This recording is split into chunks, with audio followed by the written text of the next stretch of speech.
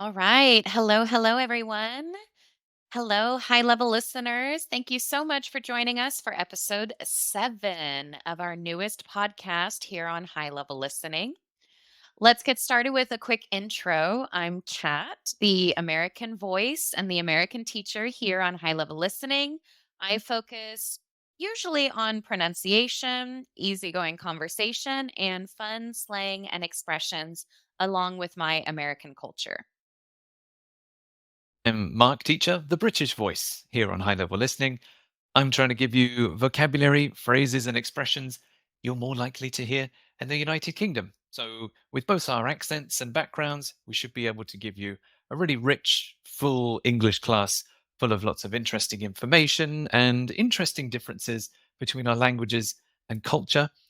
Today, in episode 7, we're talking about taking your kids to school. We're just going to focus on this part, just taking them to school, getting them there, because we know that can be stressful and difficult and complicated enough. We can spend a whole episode just on getting to the school. Like usual, we'll read a script each. I'll read my version, which might have some more phrases that are more common in the UK, and then Kat will read hers, and we'll compare the two expressions, vocabulary, and break it down and teach you what it means, and you can use it in your own life. Absolutely. I think a lot of our students and a lot of our listeners love the fact that we have British and English side by side. Um, Right, British and British and American. American. Yeah. British and American side by side, because then we get to investigate kind of both sides of the English accent. The very popular British accent, and then, of course, the very popular American accent. And we want to send a massive thank you to and welcome all of our new YouTube subscribers. We are absolutely blown away by all of your lovely comments and everything that you guys have done for us this past week. So we hope that we can continue making great episodes for you. So, Mark, are you ready? Let's go ahead and get started. Mm. Yes, the question for today is, what's it like taking your kids to school in the morning? Honestly, taking my kids to school in the morning isn't too bad, even with two kids at two different schools. My oldest is in middle school, and my youngest is still in elementary school. And since their schools are pretty close to each other, I can drop my oldest off first and then drop my youngest off right around the corner. Yeah, sometimes the car line gets a bit long, especially if we're a little late, but ideally we leave the house around 6:45, and I get them both to school by 7:30 so I can get myself to work on time before 8. All right, so that was my script, kind of the more American style. Mark, do you want to share with us your British version? What's it like taking your kids to school in the morning? School runs are always a bit manic when we're getting the kids ready for school. My oldest is at secondary, while the younger is in primary. We pile into the car and set off at about 8:15. Both of their schools are only a short drive away, but we try to leave early because there's a lot of traffic since everyone else is on their school runs or commuting as well. I tend to drop off my oldest first, then my youngest afterwards, and then I head off to work. All right, excellent. So you can see that we have two scripts side by side. They are a bit similar, but of course, Mark has taken his script and given us some good vocabulary and expressions in more of the British English style. And then my side, my script is more of the American style. And they are pretty similar. We try to give you a very similar look into our different lives. So I'm going to start with Mark. What's it like getting ready in the morning with those kids? Mm. Our school runs are always a bit manic. There's two things in this phrase. I think both of these phrases might be more common in the UK. The first one is our school runs. There's my school run, our school run, or the school run. The school run is the journey to school.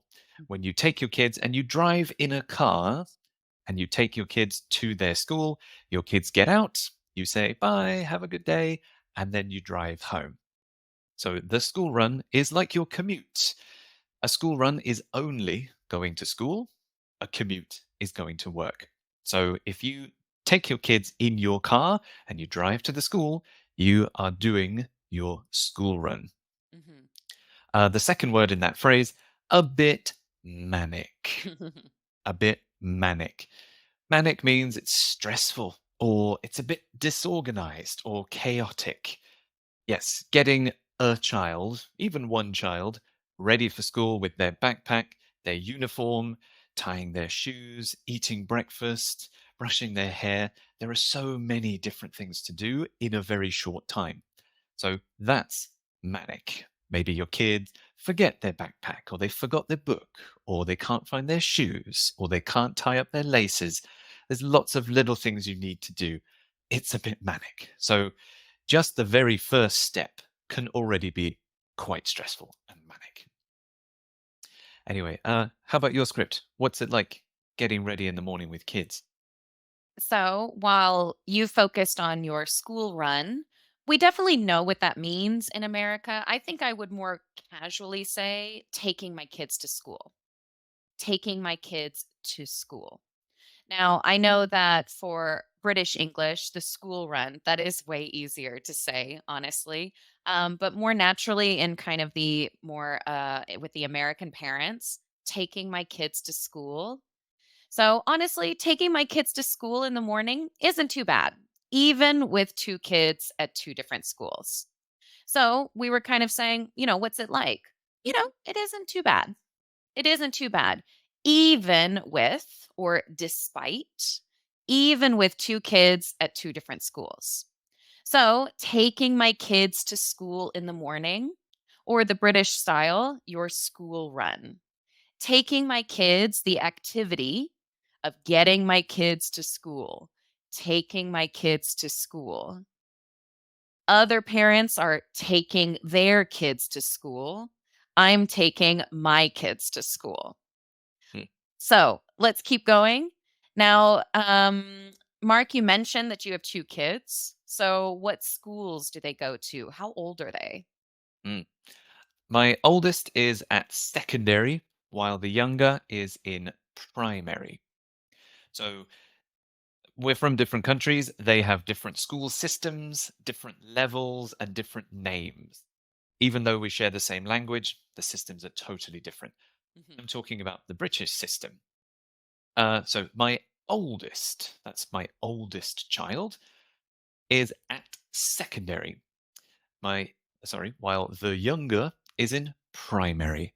So maybe you can guess primary is first. So that's the first level of school. When you're 5 to 11 years old, British kids go to primary school. Then from 11 to 16 years old, British students go to secondary school. So that means my youngest child is between 5 and 11. My oldest child is between 11 and 16. You can say different prepositions, they're both correct. At secondary or Mm, in secondary, that's fine. My son is in secondary. My son is at secondary. They're both okay. correct. Another thing is, I didn't say school. You just say primary. You just say secondary. So he is at secondary. He is in primary. We often don't say the school. Oh, yes, what schools do your kids go to? So, similarly, my oldest is in middle school, and the younger one is still in elementary school.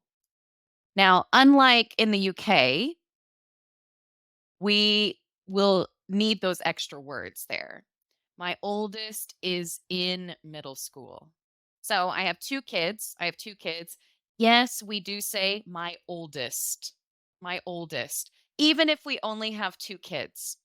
My older doesn't really sound right. My oldest, I think it's because it's so important to be that first kid that you're going to be the oldest. Even if you only have one sibling, you're going to be the oldest.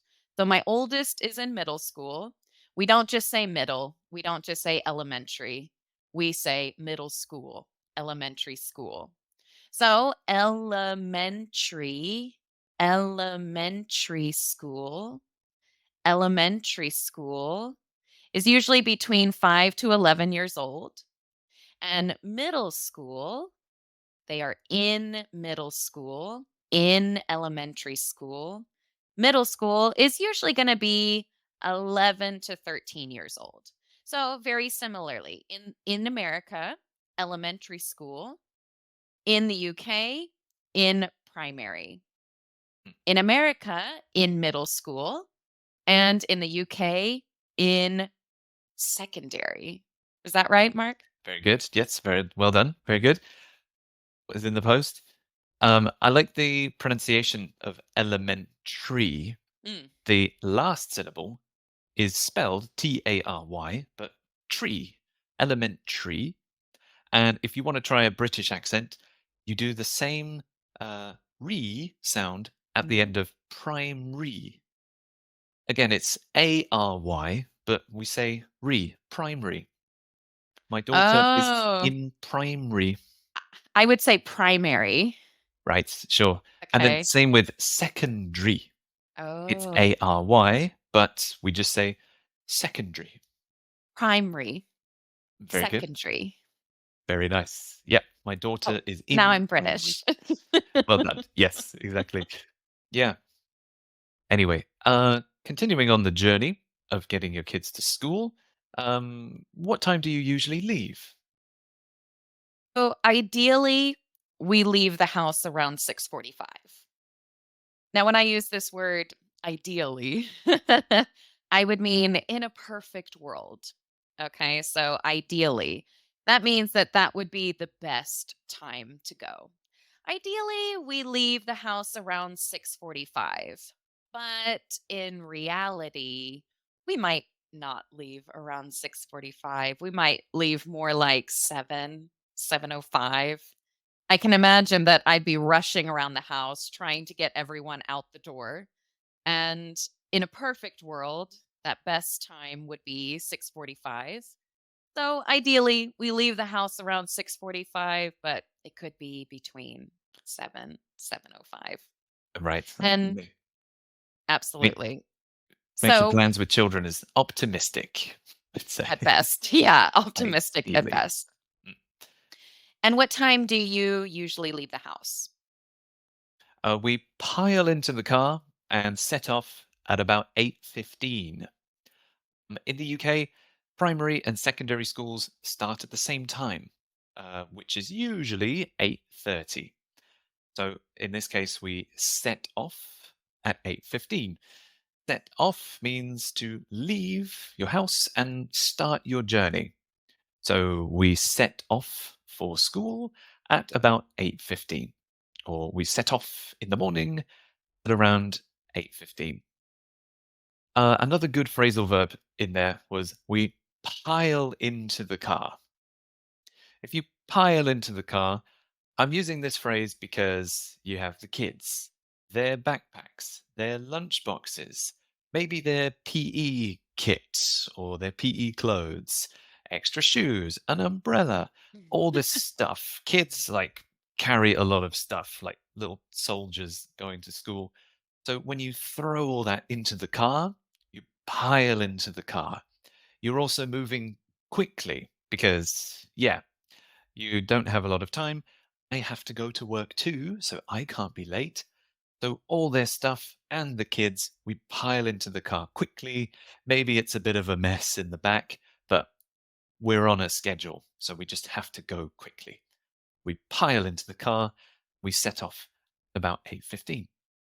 I can imagine if 2 or 3 kids are piling into the car, that one kid is kind of sitting on the other kid who's sitting on a backpack, and it's just this sandwich of kids and backpacks, Mhm. and we're all piling in here. Just get in, get in, get in. Okay, okay, put your seatbelts on, but all right, pile in, everybody. No, no, no. Really, you got to get in the car. Just get in. Just Mhm. get in. Just pile in. Yes, nice. So we're in the car and we're driving towards the school. Is there a lot of traffic? So I would say most of the time in the United States, yeah, there are people heading off to work, people taking their kids to school. I would say that sometimes those car lines do get a bit long. So in my script, I said sometimes the car line gets a bit long. Now, this is a particular kind of traffic just when you're taking the kids to school. So the car line is when in front of the school, cars are backed up, one behind the other, and we're all waiting in line in our cars. Okay, so this is very specific to going to school, taking your kids to school. The car line is where we are all each in our cars in a line. So, of course, that creates some traffic, right? Now, we have school zones where you have to go slower. And once that car line starts, if you're not standing in line, if you're not waiting in line to drop your kids off at school, you get stuck in the school car line. So you have to be careful. Maybe you don't even go that direction because you know that it's a school zone. So waiting in that car line, sometimes there's lots of, especially if we're kind of late or if we're just about to, we're just about to hear the bell, we might be waiting in that car line with everyone else who's late. So yeah, sometimes that can create a bit of traffic, but hopefully it doesn't take too long to get through and we can get our kids to school on time.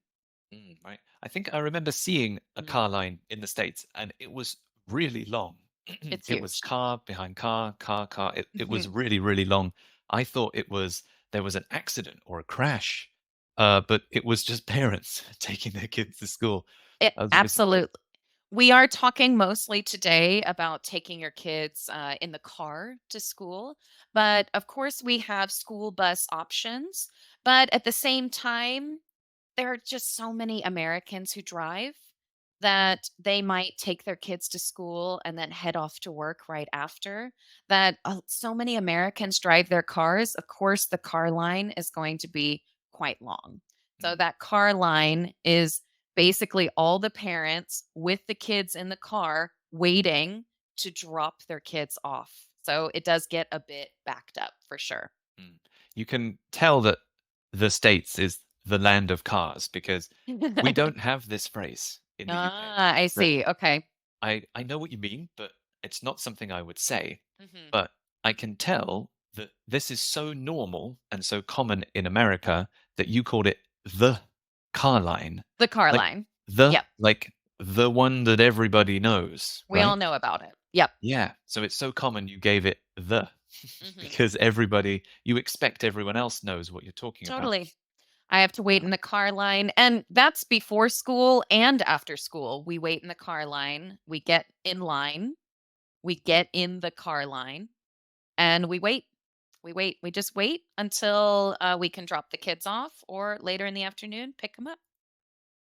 Fair enough. All right. Now, what about for you, Mark? I know you don't really have the same car line, but is there a lot of traffic when you're dropping your kids off?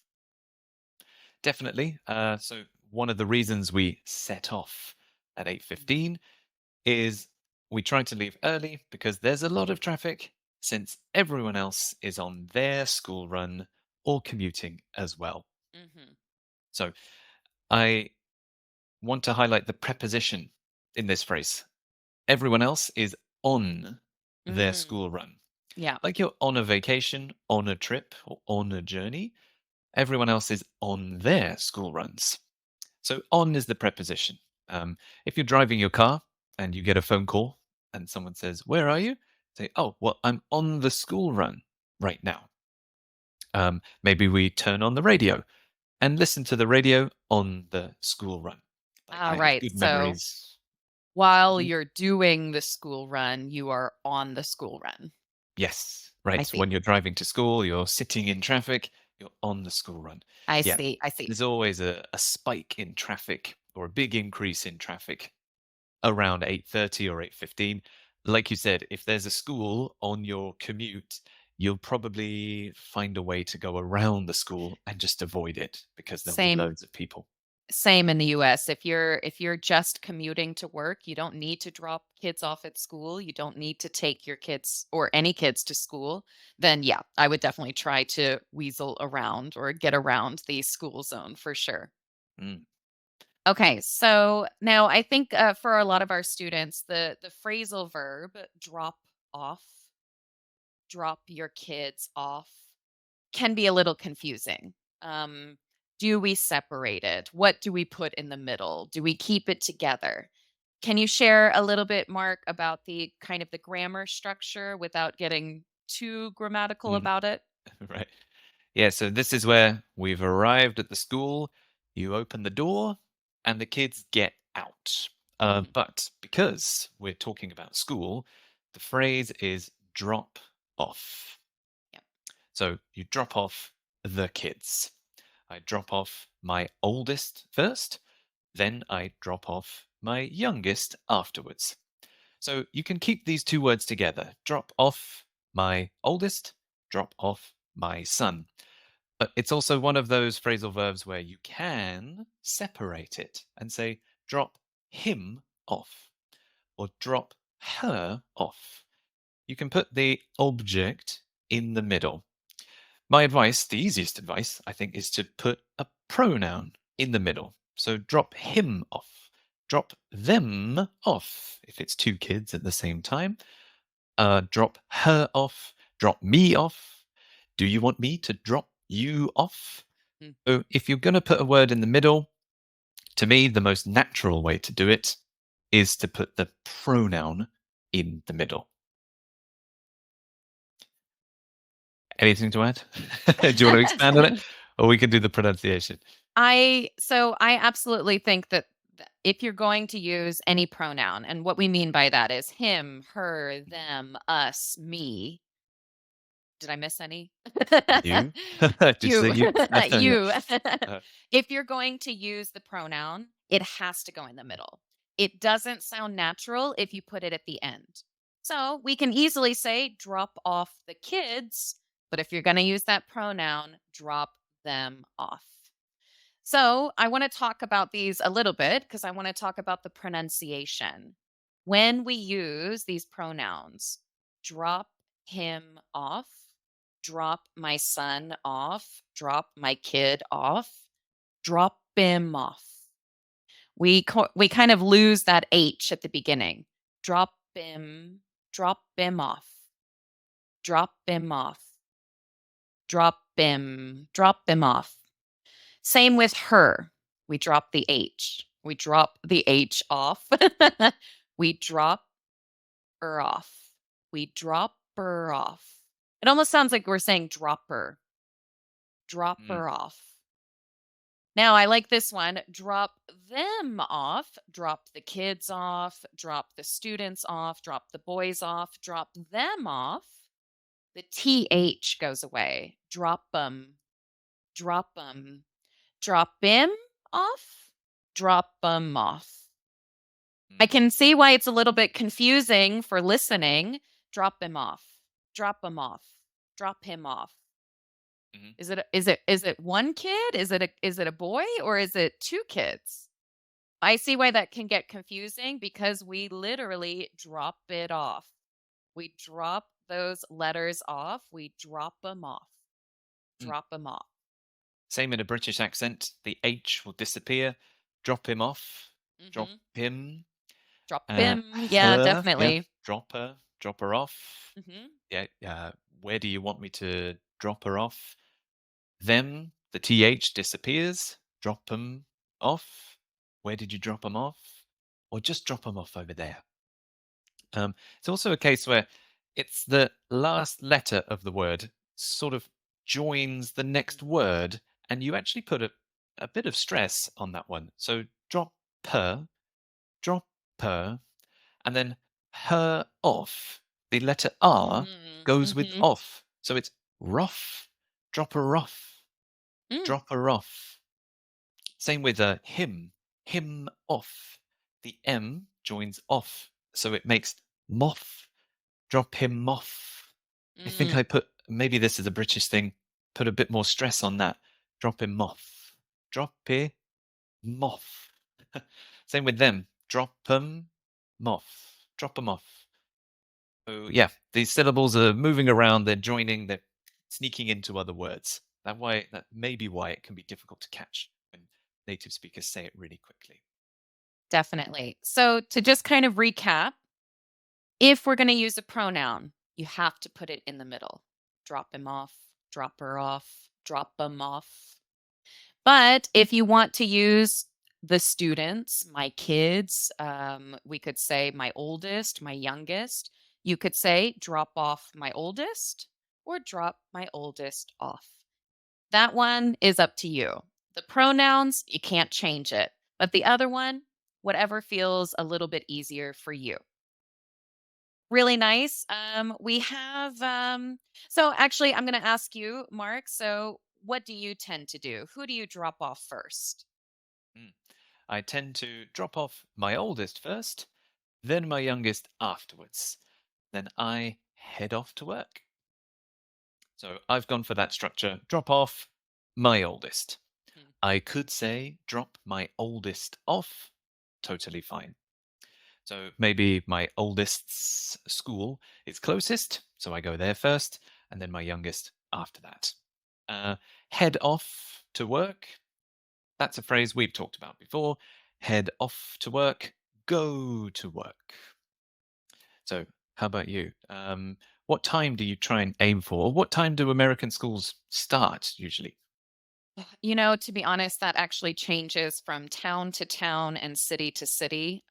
Usually, the elementary schools get started earlier, and then up to the oldest kids that go to high school, they would probably go to school a bit later. But honestly, it changes from city to city and town to town.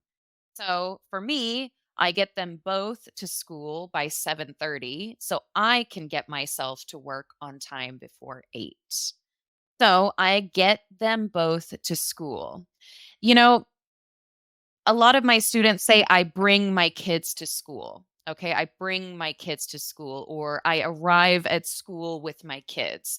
Bring and arrive are great verbs, but we just so often just say I get them to school.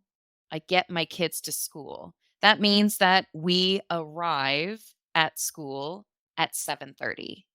I get them to school. That's kind of like if I get you somewhere, if I get myself somewhere, that's making sure that have them arrive at school on time. Okay? So I get them both to school by 7:30. I get them both to school by 7:30. So I can get myself to work on time before 8. So I get them to school and I get myself to work. Hmm. Yes, you can say that in the UK as well. I've Mhm. got to get my kids to school Yep. before 8:30. Yeah, I've got to get them to school.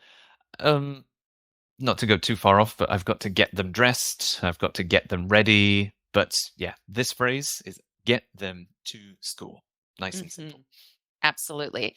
And then just one more phrase that we weren't really sure where this was gonna go in the explanation, but just one little final phrase, right around the corner. Right around the corner. I like this phrase. This is a pretty common phrase.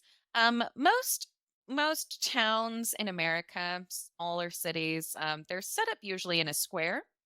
So when we talk about things being close by, they're always just right around the corner, Hmm. right around the corner. Since we usually talk about the block or where things are located, yeah. So their school is here, and the other school is right around the corner. Now, that could be literally right around the corner. Okay, so here, if we have the corner, we go right around the corner. Or it could be down the road, not too far away, close by. So that's what we mean when I said something like I can drop my oldest off first and then drop my youngest off right around the corner. So not too far away, they're close by. Sure. The primary school near my mum's house is literally right around the corner. It You is, go, isn't it? yeah, Yeah. her house is here. You go straight, you turn right, and the school is there. And that's Literally, perfect because right. right around the corner, because in English, you can be right around the corner to the left or Hmm. right around the corner to the right. The right doesn't mean the direction necessarily. It means that it's just around the corner, right Right. around the corner. The very first thing that you see, it's right there. It's right around the corner. The funny thing is, my mum's neighbor still drives to that primary school. It's right around the corner. It's literally like 300 meters, but they pile in the car in the morning and they do the school run 1 minute and drive around the corner and Are drop they the kids off American? right there. No, they're not even. No. I've thrown them under the bus. But yeah, I sort of watch them do that, and it's funny. I mean, maybe in winter when it's really cold, okay, but they do it all the time. So They're they have the probably shortest they're school run. probably dropping the kids off and then heading straight off to work right after that. That I would think make that's sense, probably it. right? Yes. Otherwise, it's the shortest school run in history. You've ever Like, seen. yes, yes.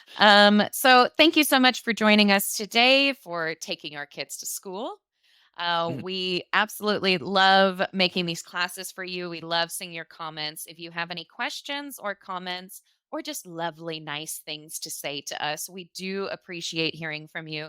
We do try to answer and reply to every question, every comment, and we do truly appreciate it. It keeps us motivated. We want to keep making these videos for you, and we're just going to keep going. And we hope that you continue to like them in the future. mm. Yes, thank you so much for joining us. We'll be back very soon with another episode, and we hope you can join us then. Thank you very much. Thank you Bye so bye. much, everyone. We'll see you soon. Bye.